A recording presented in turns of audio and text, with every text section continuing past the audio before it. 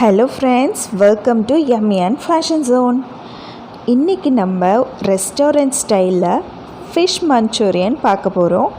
இது ஒரு Indo Chinese recipe. எப்போவும் ஒரே மாதிரி சாப்பிட்டு போர் அடிக்கிறவங்க இந்த மாதிரி ஒரு தடவை ட்ரை பண்ணி பாருங்கள். உங்களுக்கு கண்டிப்பாக பிடிக்கும். ஏன்னா எனக்கு ரொம்ப பிடிச்ச ரெசிபி. வாங்க எப்படி செய்யலான்னு பார்க்கலாம். நம்ம ஃபிஷ் போன்லெஸ்ஸாக எடுத்துக்கணும். முள் இருக்கக்கூடாது, ஆனால் சென்டர் முள் இருந்தால் பரவாயில்ல.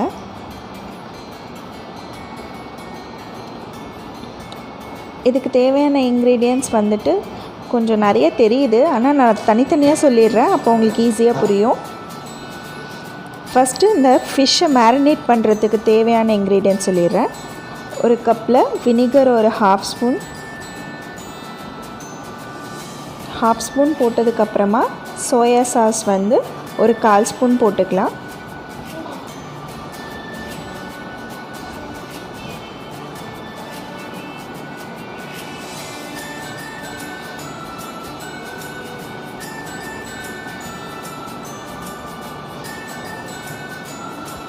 இது இஞ்சி பூண்டு பேஸ்ட்,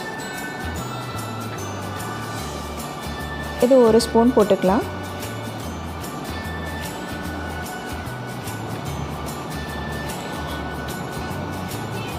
இப்போது இதில் பெப்பர் கொஞ்சம் ஆட் பண்ணிக்கலாம். பெப்பர் 1/2 ஸ்பூன் மட்டும் ஆட் பண்ணிக்கலாம். நம்ம இப்போவே சால்ட்டும் கார்ன்ஃப்ளவரும் ஆட் பண்ணோன்னா கொஞ்சம் மசாலா கொலன்னு தெரியும். அதனால் ஃபஸ்ட்டு இப்போ நம்ம மிக்ஸ் பண்ண இந்த இன்க்ரீடியன்ஸை மட்டும் மேரினேட் பண்ணிவிட்டு ஃபைனலாக எண்ணெயில் பொரிக்கிறதுக்கு முன்னாடி கார்ன்ஃப்ளவர் சால்ட்டில் டிப் பண்ணி ஃபைனலாக நம்ம எண்ணெயில் பொரிச்சிக்கலாம். இப்போது வெறும் இந்த இன்க்ரீடியன்ஸில் மட்டும் நான் மேரினேட் பண்ணி ஒரு 10 மினிட்ஸ் விட்டுடுறேன்.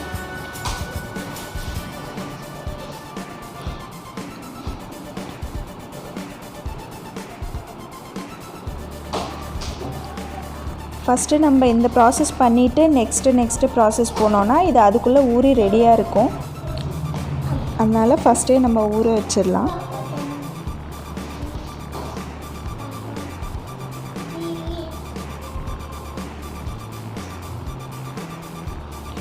இப்போ நம்ம சாஸ் ரெடி பண்ணிக்கலாம்.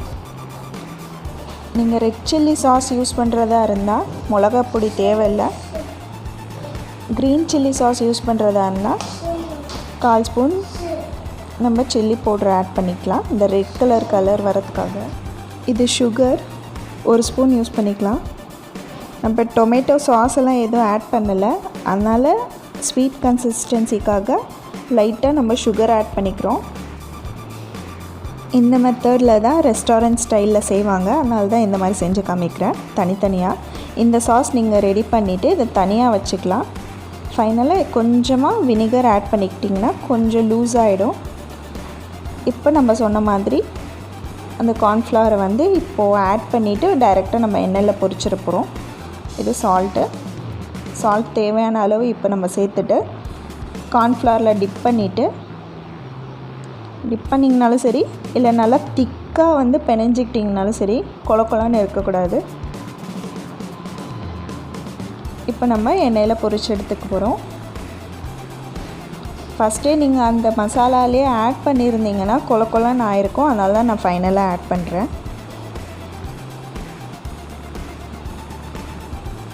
ரொம்ப லூஸாக இருக்கக்கூடாது, இந்த அளவுக்கு இருந்தால் போதும். இப்போ நம்ம ஆயில் ஹீட் ஆனதுக்கப்புறமா ஃபிஷ்ஷை பொரிச்சு எடுத்துக்கலாம்.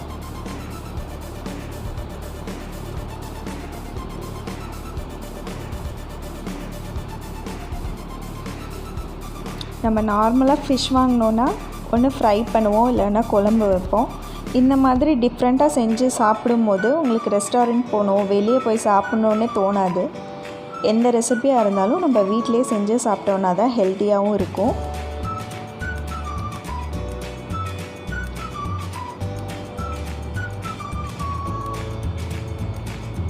ரொம்ப டீப்பாக குக்காக வேணாம், ஒரு 3/4 வெந்துச்சுன்னா போதும். ஏன்னா நம்ம மஞ்சூரியன் பண்ணும்போது மறுபடியும் கொஞ்சம் வேக விடுவோம். நீங்கள் ரொம்ப ஃப்ரை பண்ணிட்டீங்கன்னா அப்புறம் ரப்பர் மாதிரி ஆகிடும். இப்போ ஃபிஷ்ஷை திருப்பி விட்டுடலாம்.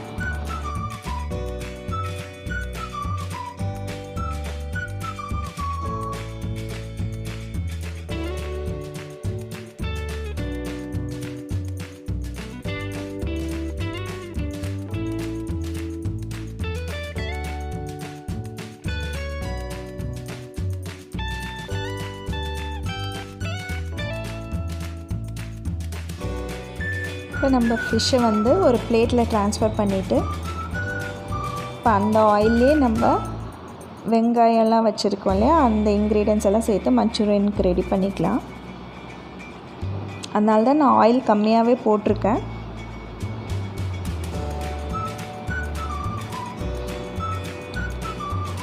ஆனியன் கொஞ்சம் பெருசாக டைஸ்டாக பண்ணிக்கலாம். இது ரொம்ப டீப்பாலாம் ஃப்ரை ஆகக்கூடாது. ஒரு 10 செகண்ட்ஸ் இந்த மாதிரி சாட்டே பண்ணிவிட்டு அதுக்கப்புறமா நம்ம கேப்சிகம் ஆட் பண்ணிக்கலாம். கேப்சிகம், கறி லீவ்ஸ் ரெண்டுமே எடுத்து வச்சுருக்கேன். அந்த சீட்ஸ் எல்லாம் ரிமூவ் பண்ணிட்டேன்.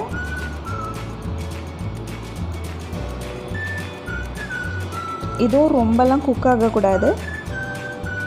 உடனே வந்துட்டு நம்ம அந்த பேஸ்ட்டெல்லாம் ஆட் பண்ணிடலாம். அதுக்கு முன்னாடி கொஞ்சமாக ஜிஞ்சர் கார்லிக் பேஸ்ட் ஆட் பண்ணிக்கலாம்.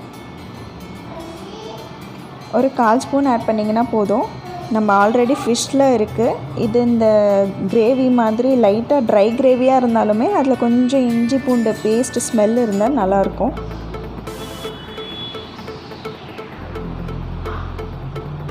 அதனால் கொஞ்சமாக 1/4 ஸ்பூன் மட்டும் ஆட் பண்ணியிருக்கேன்.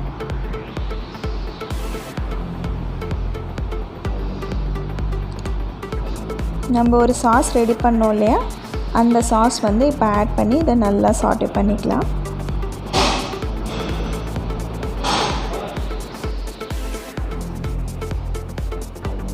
இப்போ நம்ம ஃப்ரை பண்ணி வச்சுருக்க அந்த ஃபிஷ்ஷை ஆட் பண்ணி நல்லா சாட்டே பண்ணி விட்டுக்கலாம். ஒரு 2 மினிட்ஸ் இதில் நல்லா கொஞ்சம் குக் ஆகட்டும். இப்போ நம்ம ஃபிஷ் மஞ்சூரியன் ரெடி.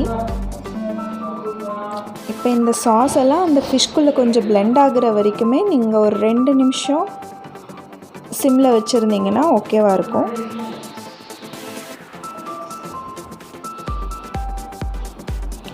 இப்போ சர்வ் பண்ணிடலாம். உங்களுக்கு பிடிச்சிருந்தா லைக் பண்ணுங்கள், உங்கள் ஃப்ரெண்ட்ஸ் கூட ஷேர் பண்ணுங்கள். இந்த வீடியோ ஃபஸ்ட் டைம் பார்க்குறவங்க சப்ஸ்கிரைப் பண்ணிவிட்டு பக்கத்தில் இருக்கிற பெல் ஐக்கான் கிளிக் பண்ணிக்கோங்க.